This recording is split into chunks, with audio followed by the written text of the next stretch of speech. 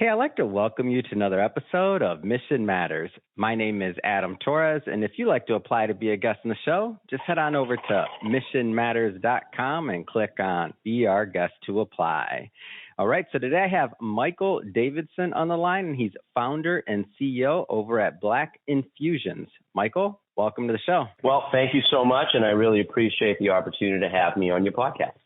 All right, Michael. So we're going to be having some fun today talking about disruptive products and really what you're doing in the beverage segment. And so I guess, and for everybody, we're recording this on Monday morning. It's like 9 a.m. I'm out here in LA and I'm like, first thing I'm looking at is black fig vodka infused with figs. I'm like, this is such an interesting concept, excuse me.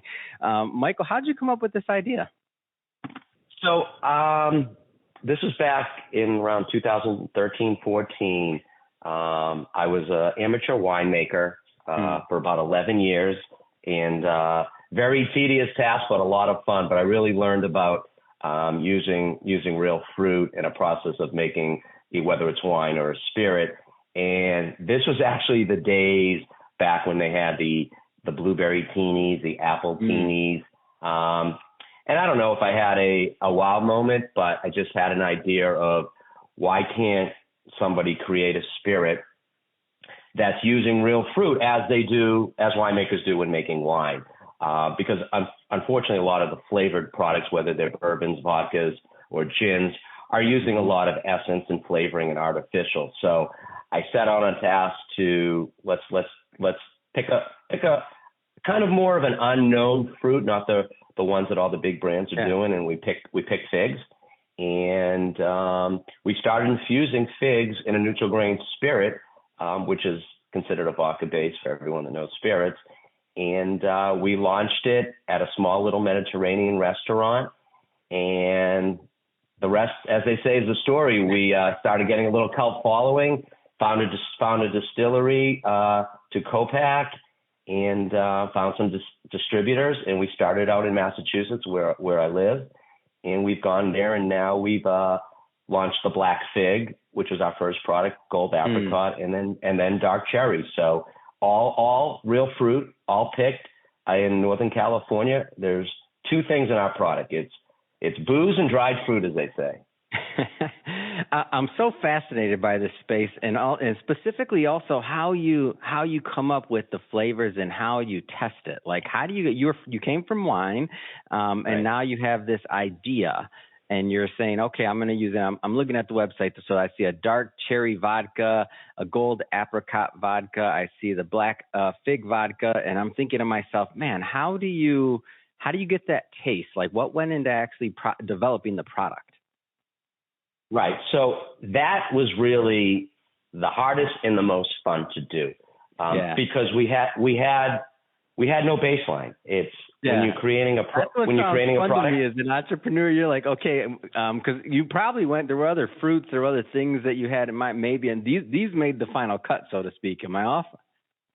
Right. Exactly. Well, there's a lot of the fruits like a blueberry, raspberry, strawberry, peach.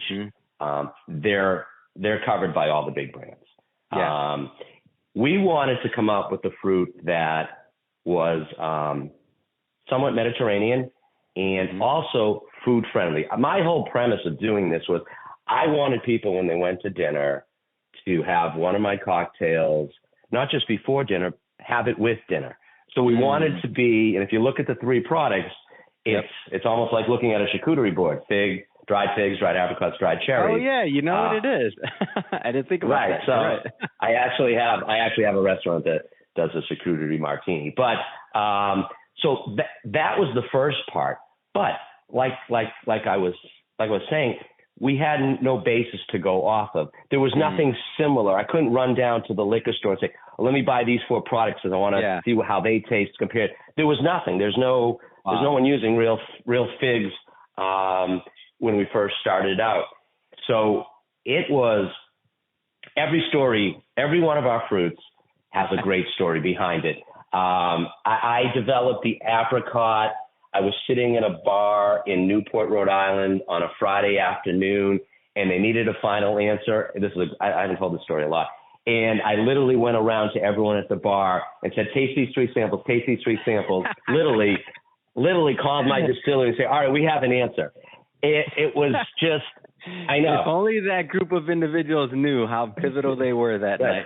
and that was the Apricot. And by the way, the Apricot got 96 points on Wine Enthusiast, the number one, quote unquote, flavored blocker in 2021. So whoever those people were, they knew what the hell they were talking about. So the cherry, the cherry was very hesitant to do the cherry because a lot of cherry products are very medicinal, because they're not really using real picked cherries.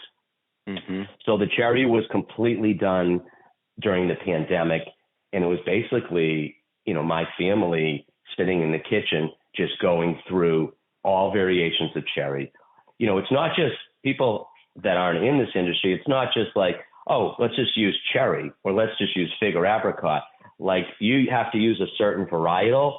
So when I'm selling my product, I start talking about varietals. Like, that's uncommon in the spirit. That's someone that's a winemaker.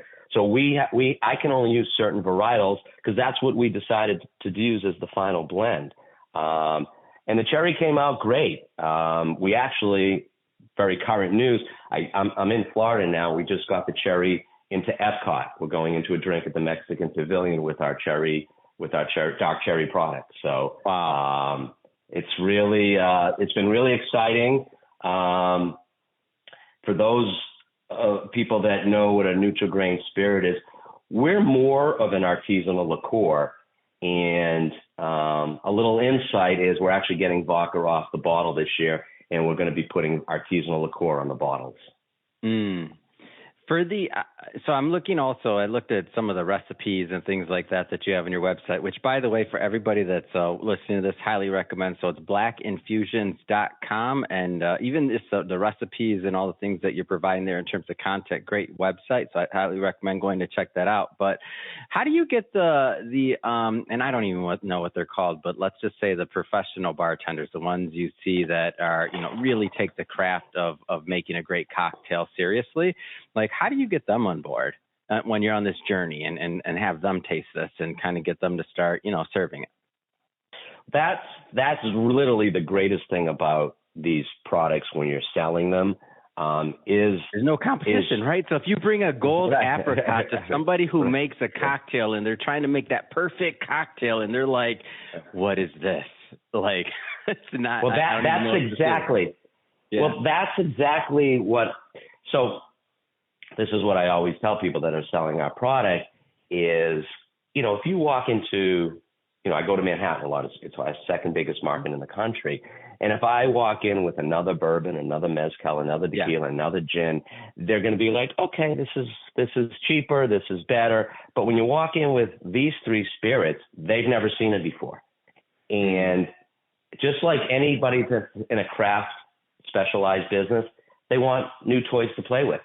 So we always have them engaged.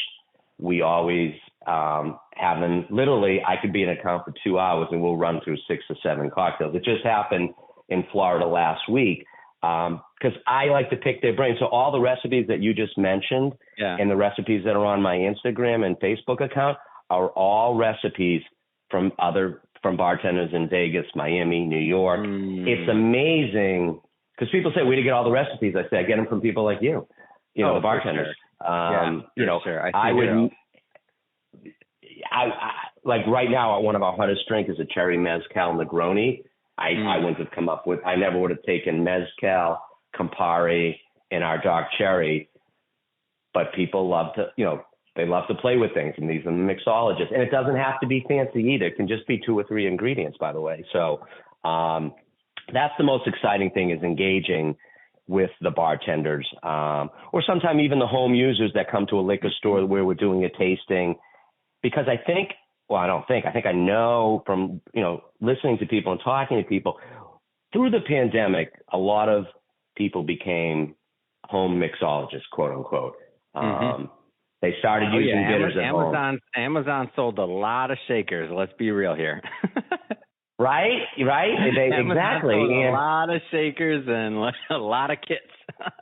And all the big stores, all the big Total Wines and the Bevmos of the delivery. So people started to use bitters, right? Bitters was like a foreign thing to them. People even started, muddling in their shakers, maybe playing around with making not just a simple syrup, but maybe doing a rosemary syrup. So yeah, so you definitely had people real interested in making cocktails at home, which I think has helped the industry and helped people like me as a small producer. Mm.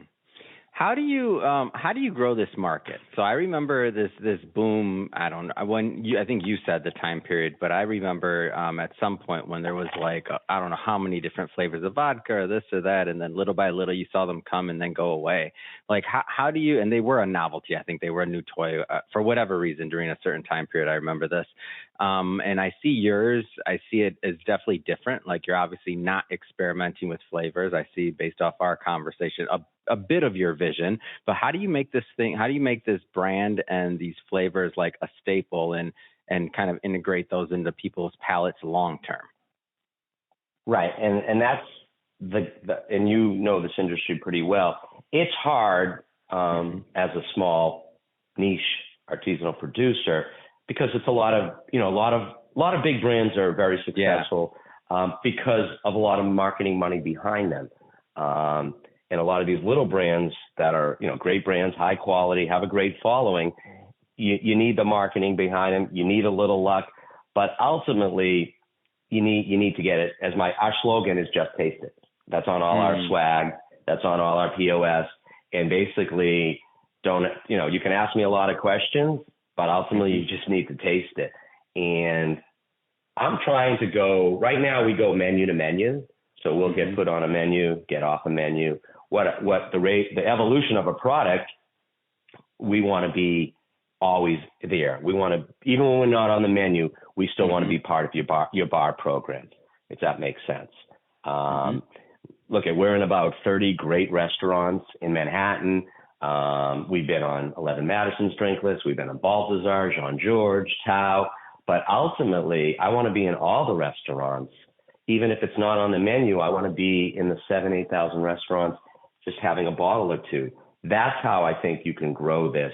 It's great to be on these great menus. People see about it, but you need the volume in this industry, and you also need people to drink it at an on-premise account and then go buy it at their retailer. Yeah. What is the? So I looked at your Instagram, and for everybody listening, Black Dot Infusion, so everybody can check it out. And I looked at your Instagram, and I also noticed this Dirty Shirley product. So tell me a little bit more about that. So so one of our successful drinks with the dark cherry was a Shirley Temple Dirty, which is adding alcohol to the traditional Dirty Shirley cocktail, which actually was a boom last year. If you read about it, New York Times wrote the drink of the summer. So I decided to put it in a can, which is an RTD, ready to drink. I understood the White Claws, the Trulies, the High Noons of the world. Those are mostly seltzers. We wanted to do a cocktail, right? We wanted not to be just a flavored water seltzer. Very hard industry. You walk into any of the liquor stores, there's thousands of them. But ours is really cool because there's nothing artificial. We use our dark cherry, which is all natural cherries, fresh lime, and ginger, and it's 6.9% alcohol, so much higher than a lot of the seltzers. And it's been a challenge. It's been fun. Right now we're talking to Caribbean islands and cruise ships, but it's also a challenge because we're not going to get a floor display right away because of the big brands. So we have to find some of the small niche stores that only carry 2 or 3 RTDs. That's really our target. But it's a great product. It's been fun. The packaging, as you saw, is great. I would say we already have in the works to do an RTD ready to drink with the black fig. So I could definitely see going more into that. I know people think there's so many RTDs, they're saturated, but honestly, it's just the beginning. If you read enough articles, this convenience factor, whether you're 22 years old or whether you're 52 years old, people like the convenience factor. I think right now the younger kids are drinking the RTDs. But I think when you start putting some real quality and some cocktails in these cans, you're going to see another generation of 40, 50, 60-year-olds because everyone likes the convenience of, let me just grab this, sit out on the porch. Let me grab this, go to the beach. Yeah, I've noticed that, by the way, more and more around different friend sets of that age group that you're talking about. And I'm like, oh, more and more people are coming up with, and I'm like, what's that? What's that? There's always something kind of new that somebody's doing around in that space, which I find interesting because I agree with you, by the way. I'm on the same side. Like, I think that's probably where we're going long term. I hear this, whether it's around a beverage brand, whether alcohol, non-alcohol, it could be coffee, it could be a lot of different types of brands, or even just, even services nowadays. There's always a lot of talk around the idea of building community around a brand or a product. Does that fit into Black infusion space in your vision? So that is one of our challenges, and we're trying to figure out because we know we have there's no way to try to make a product go viral, right? Or try to get a community behind you, which has happened in several products. So we're trying to figure that out, because we really don't have a specific demographic with the infusions. Some people that love cocktails, some people that love the fruit that we're using. And also mixologists love it too. But the great thing about the product is we can be in, Epcot, but we can also be in, Joe and Sal's Pizza as well. Yeah. You can. I like that about the product, by the way, though. That's a great thing, in my opinion, about the product, the versatility. Go ahead. Yeah. So that's what's great about the product. Honestly, it's doing stuff like this, being on your podcast. This, as many people that might know us, really we scratched the surface. We're starting to get people to notice us, but it's going in small increments. But yeah, I would love to get a certain community, maybe a certain demographic behind us. And the best way to do that is just keep doing a lot of social media. I mean, we try to make our social media page, as you saw, for those that are going to look at it, we try to make it look like, we're this big company that are attracting all these accounts, and we do have the accounts, but we need distribution. We need to get out there and do a lot of marketing because people love to go into these liquor stores. You go in on a Friday afternoon or Saturday all day long, and you see all these people tasting, not just my brands. You see a lot of cool brands tasting. You don't necessarily see the big brands because people are going to buy those, but you see a lot of cool liqueurs. You mentioned coffee, so many coffee products now. You see a lot of Amaros. You really see a lot of different brands. And I think that's the best way for brands like me to get to the public where it's not a huge financial ask to go and, do tastings in liquor stores. Interesting to me. So, and this is kind of one of those, I don't know. It's one of those, I don't even know if I would say double-edged sword. That's pretty cliche, but I would just say, do you ever worry that, okay, if I build up this gold apricot, like niche and consumer demand, that some of the majors or the big guys are going to come and all of a sudden launch a gold apricot on me? Like, do you ever get worried about that in competition? I actually don't. Just based on what I've known about this industry. Now, there's two reasons for that. One, I see a lot of small companies like me get bought by, I'll just use Diageo, for example, that, hey, we want this, whatever the product is. It's a specialty. It's a niche. We don't need to, it would be best just to purchase this or invest in this, this company as opposed to us starting from scratch.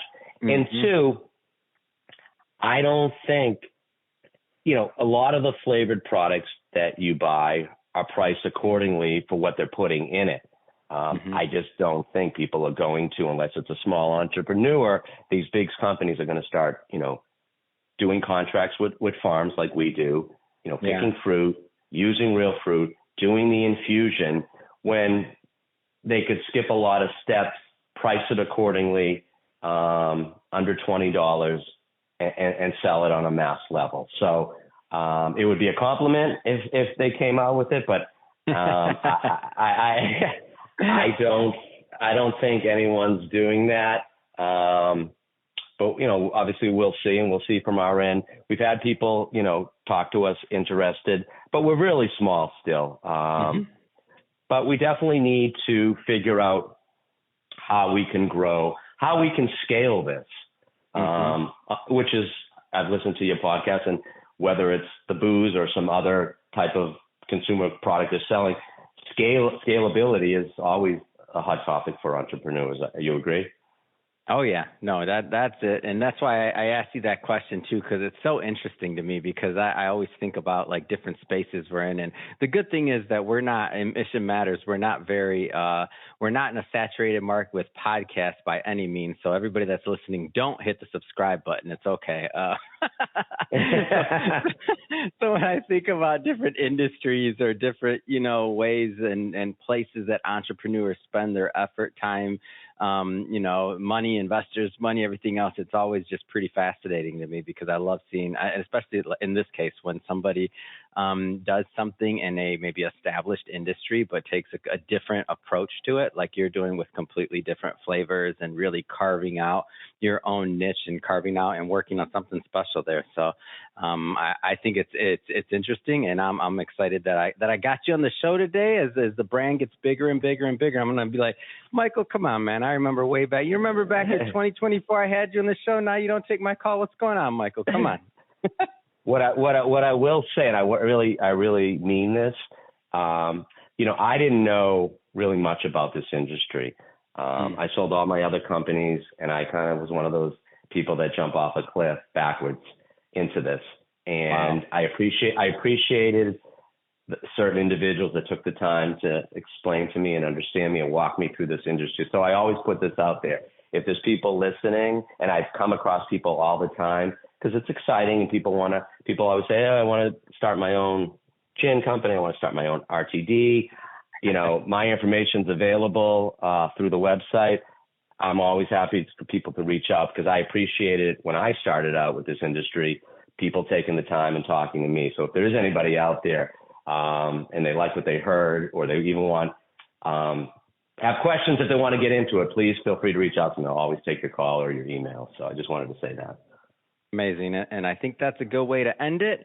Michael, thank you for coming on the show. For all the audience listening to this, website, blackinfusions.com is the website. And then the Instagram is black.infusions. If you want to be inspired and you want to see some delicious cocktails, definitely check out that Instagram page, and also the website with all the different recipes, and get some ideas for your own mixology over there. And speaking of the audience, if this is your first time with Mission Matters and you haven't hit the subscribe button yet, this is your invitation. Hit that subscribe button, and if you're feeling really, really, really friendly, then leave us a review too. We sure do appreciate reviews. That's how we grow the show. That's how we grow the footprint in this very unsaturated market where there's not too many podcasts out there. So again, hit that subscribe button. Michael, thank you so much for coming on the show today.